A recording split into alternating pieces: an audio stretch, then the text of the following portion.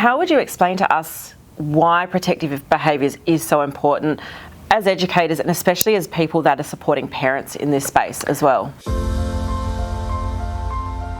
Yeah, Amanda, that's a really great question, and I think it's one that's worth really reflecting on for a moment.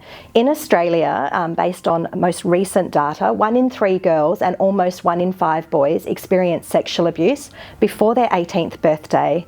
Australian Bureau of Statistics data from prior to that found that 1.4 million people living in Australia have experienced sexual abuse before they were 15, and greater than half, 58%, were sexually abused before they were 10 years of age. Wow.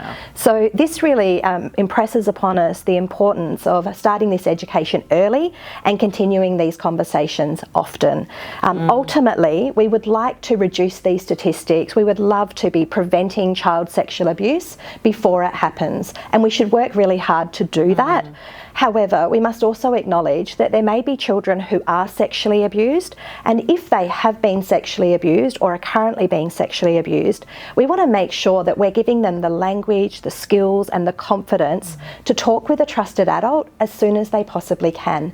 And the reason for that is the Australian Royal Commission into Institutional Responses to Child Sexual Abuse found that on average about 20% of victims in institutional settings took over 20 years to report sexual abuse, and about 56% took over 30 years to report child sexual abuse. So we've got a really important window in the early years to work on prevention and early identification and detection so that children, their families and communities can be supported. And that brings home the message that we're wanting to provide to you today, is that we're wanting to build safety from the start with our children, and the more confident we are as educators having discussions, but more so helping to reinforce protective behaviours with our little ones at a developmentally appropriate time and space, that we are helping to ensure the safety of our children when they're with us in our care. Absolutely.